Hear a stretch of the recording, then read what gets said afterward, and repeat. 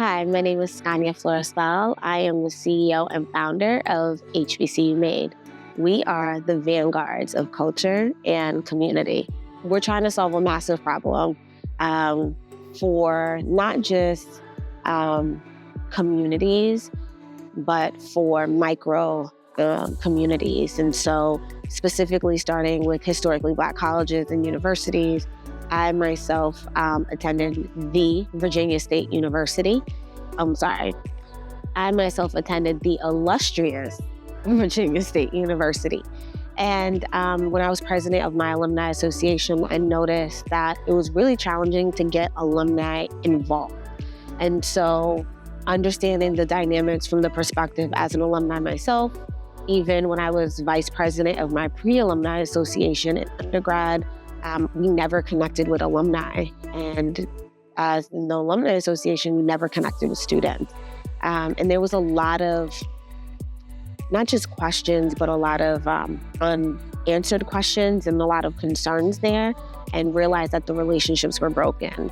And so how do you kind of mend those relationships, especially when you're dealing with a massive organization like a college campus? And so also simultaneously around the same time, other schools were having similar challenges. Bennett College was in jeopardy of closing. St. Paul's had just closed, and really wanted to understand why. That is when I learned about endowments and how they serve as income for institutions, and how the bigger the endowment, the better the resources. And historically Black colleges and universities usually have really small endowments. And so even at Clark Atlanta, I believe there's a phrase that says, find a way or make a way.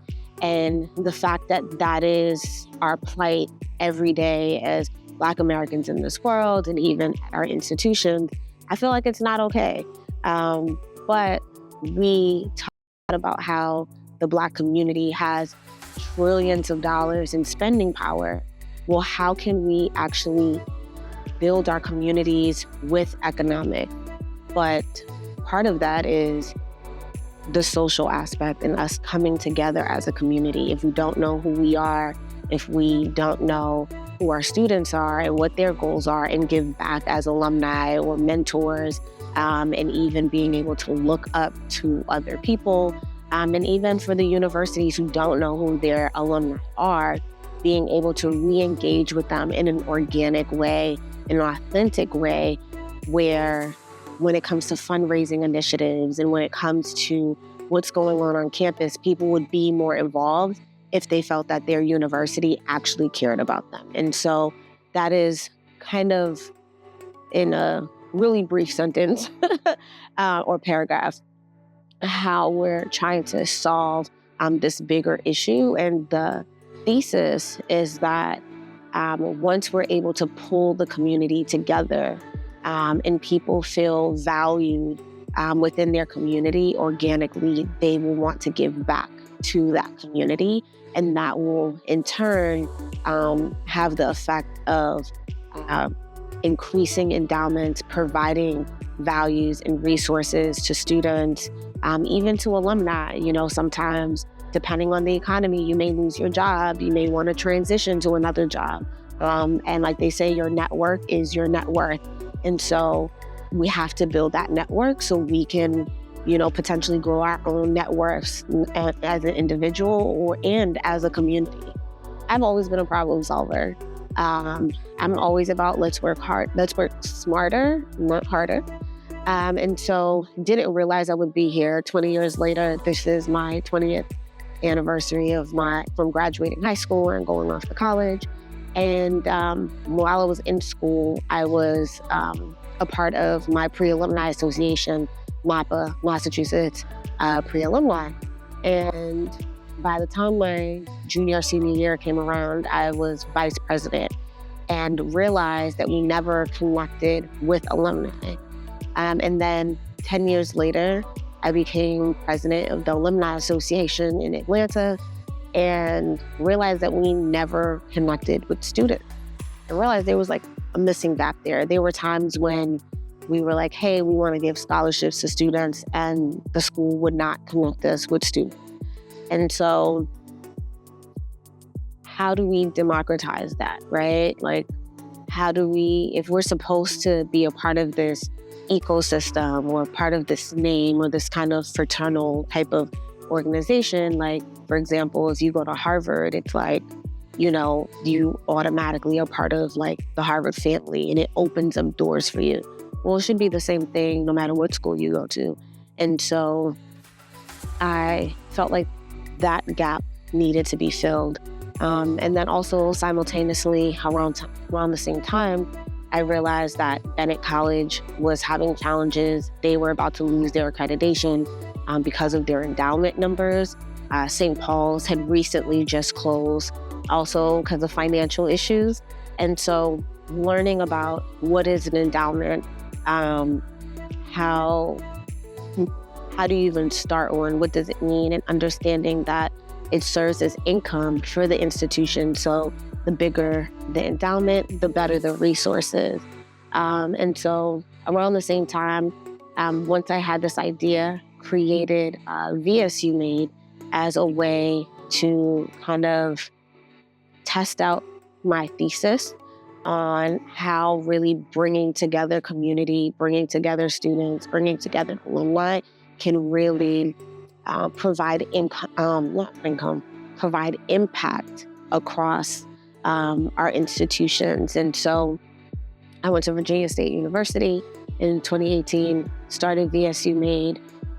We did it in a different type of way, where we did some homecoming activations and created a social media page and even kind of highlighted our alumni and how they're trailblazers and what they're doing in their respective fields and things of that sort. And so that's kind of, I guess, how I discovered the problem, and then also trying to find ways to solve it. And so during the pandemic, I was sitting down and was like, okay, well, yes, Virginia State has this problem, but other schools have the same problem. And so what if we have our own platform across the board that helps support all of the schools? It doesn't matter what HBCU you went to. We all have the same common goal. And then also wanting to leverage and balance the playing field compared to your smaller institutions like your Fisk students compared to like your Howard or your Hampton students, for them to be able to get the same job opportunities, the same, internships and things of that sort. And so that is why it was important to really pull together this ecosystem. So students can have mentors can give back. Even if you're part of an organization and you've graduated, how can you pour back into that organization outside of just homecoming? So things of that sort. The last 3 months we have been building. We've been building our platform. So we partnered with a development team overseas, along with my CTO and my technical advisor. Also with Techstars, we tried to be strategic in our approach when it came to the mentors that we got. And so really along with our team overseas, my mentors, and my CTO and technical advisor, we probably have a team of like 12 to 15 people solely working on our platform. And this has allowed us to create an entire social network in literally 8 weeks, which is probably unheard of in this day and age, especially with the level of features that we have and the things that we've been able to kind of like really create in our platform. And so right now it's out. So I'm super proud about that it's out. We're testing it currently at the moment, getting some new beta testers and preparing for our launch in the fall. Yeah, it's grown a lot. We've gotten some new team members, and we're still finding a really great cadence, a really great flow internally. And so we're just growing, honestly. Like I mentioned, our development team has grown massively. And then our core team has also grown as well. And so the things that we're able to do, the reach that we're able to kind of expand to, before it was just me. And so to the other day, my team was like, oh, we're going to have, a separate meeting. They're like, oh, Scotty, we got it. Like, you don't have to come. I'm like, I don't have to. Thank you. It actually officially made me feel like a CEO. Like, oh, okay, great. Like, I mean, we throw around these words like, oh, I'm an entrepreneur. Really, like, when you're an entrepreneur, you have created a job for yourself, right? But when you become a CEO, other people are actually working for you and with you, and that you don't have to show up to every meeting because you can trust your team. You can delegate. Until you're delegating, you are not a CEO, period. I think really being in Tulsa allowed me to step away from my element, my day-to-day, being home in Atlanta. I'm part of a wonderful community, the Gathering Spot, and being able to like network, and they will tell you I'm there all day, every day in the same spot working. But it can become distracting because Atlanta is such a vibrant city where there's always activity, there's always things going on. So being in Tulsa kind of really helped me. It actually reminded me of being in college where I'm like in Petersburg, Virginia, away from the big city and away from, family and friends. And it allows you to truly hone in and just like focus on what needs to get done. So strategically, I think that was probably the best thing for me, to carve out 13 weeks and just focus on my business. And so I guess different strategies that I implemented, one of the strategies using the Techstars resource is, they have this thing called Mentor Madness. You get between 3 to 5 mentors, and then you can also have some ad hoc mentors. Well, strategically, I knew we needed to get our app out. So when I was looking at my different mentors, I made sure that my CTO was empowered, where he had the support that he needed so that we can, build good and build fast. And so we got 2 mentors from the Techstars network to help on top of my CTO, my technical advisor, and then we also got a team overseas.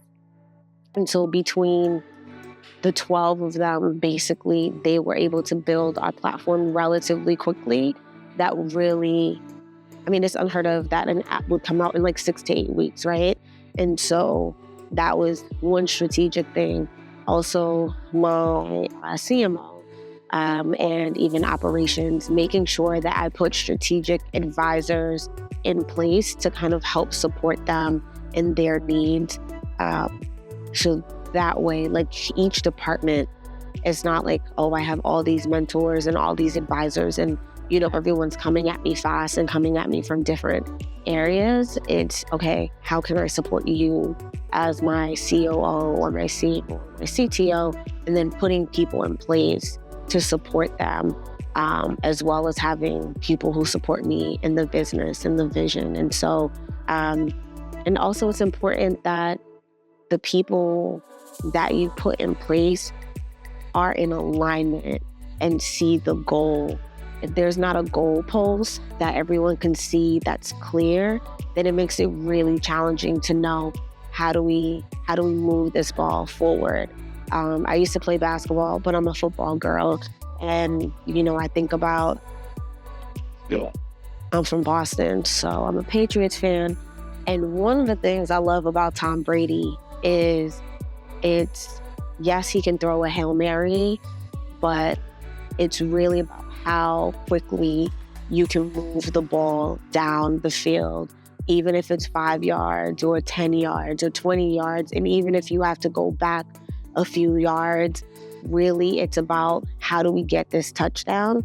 And strategically, that's how I work with my team. Is we understand the goal.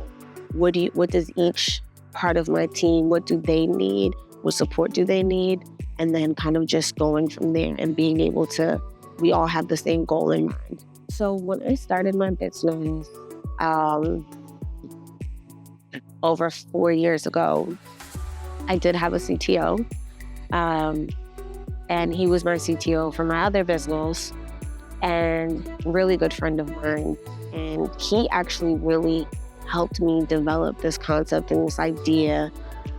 He kind of really helped me validate my thought and how this could really go global, right? I was really thinking just small, just, my school, maybe a few schools, HBCUs, and how can we really make this something? And we actually built an MVP. We built an MVP in 2021, launched it in August of 2021. And as we were at the point of launching new features and really about to officially launch, because we were still testing the platform, he passed away. And I still miss him to this day. But that was probably one of the hardest challenges that I had, was losing Zoe, because he helped me build this, right? And so for him to no longer be here and to continue the torch, I know he would not want me to quit. And so I kept pushing. And so I'm a non-technical founder. I'm a UX UI designer, so I make things look good. But I'm non-technical in that sense. And so to lose him, really, it was like losing the foundation of our business, and also being able to find the right person to fill those shoes. And those are really big shoes to fill. So that probably was the most challenging thing. But the way I persevered is honestly just my relationship with God. Surrendering it all, and allowing God to truly lead my steps. Led me to different cohort programs, to different accelerators, different mentors, and just kept going. When people told me, they felt like our business was not VC backable, it was like, okay, well, how do I get there? And asking the right questions, and not letting anybody tell you no. Just because the answer may be no, that's just not the right person. Go on to the next person. Go back to the drawing board. Like, keep pushing, because the real thing is, people have to be coachable. You have to be coachable. If you are not coachable in this game, then you've already lost. You've literally already lost. And so even here in this program, if I'm talking to one of my mentors or talking to my MD and I have an idea and they were like, have you thought about it from this way or from this perspective? And going back and, so every day I have grown, not only within the last 13 weeks, but I've really just grown as an entrepreneur, as a CEO, and as a founder. A few weeks ago, one of my advisors was like, oh my gosh, you actually sound like a founder now. Really? Oh my God, like, great. But that just tells me that I'm growing. The first piece of advice I would give is to find a problem and try to find a solution for it. That's one. Second, you have to have tenacity, you have to have grit, and you have to keep going. When you are onto something, and especially if it's something that's going to change the trajectory of other people's lives, the enemy's going to come at you in all different ways, shapes, and sizes that you are not expecting. However, I'm a strong believer, if you only have a rock and a slingshot, you can kill any Goliath that is in front of you. And the third thing I would say, you have to be foundational in whoever it is that your God is. Whatever your spiritual practices is, I actually always love to say entrepreneurship is faith work, because you have to truly believe. You have to believe in yourself, believe in your product, believe in the vision that you have. And I'll probably say, lastly, you have to be coachable. You cannot be the smartest person in the room. You have to put people in the room who are smarter than you. My team teaches me things all the time. Like, I just learned ClickUp, and my COO literally just created a whole video on how to use this and use that. And I was really just proud that I have someone on my team who is taking the time to teach me something. It's just because you're at the head of the company or you're leading the company in that sense doesn't mean that you know everything. I think about the Titanic, for example. Like, I think of a ship. And I think about the movie, The Titanic, when they were about to hit the iceberg, or when they did hit it, the captain was real calm, real cool, and they picked up the phone and you saw the different departments, like either close the fire, throw the fire out, this person's doing this, he just activated everyone and everyone was working. That is pretty much how you kind of, in a sense, have to be when you cannot do all of those parts, or the ship is going to sink, right? And your business is kind of like that ship. So you want to make sure that you have people on your team that you trust, people on your team that know more than you, especially in their field, and being able to create that culture and that synergy and that community and that camaraderie amongst your team that everyone wants to see. Everyone wants a championship ring, right? And so how do we get that ring? Everybody got to play their role. Everyone got to play their position. You can't micromanage. You can't try to overtake, different parts of the department. Like, if I'm the quarterback, I can't be the running back. I can't be the wide receiver. I can't be the linebacker. I can only be the quarterback. And I have to trust that if I throw this ball, you're going to catch it and you're going to score a touchdown. And even in basketball, it's the same thing. If I'm the point guard, I got to make sure I can pass the ball to the right, to the left, whoever my center, my forwards are, and making sure that they are focused on getting the point and winning the game. And so just making sure that you also trust your people. And for me as a leader, it's about running the plays. And trusting my team that they're going to execute. And that's it. I'm Scania Floresal, CEO and founder of HBCUMADE, and we are reimagining the microeconomy of community.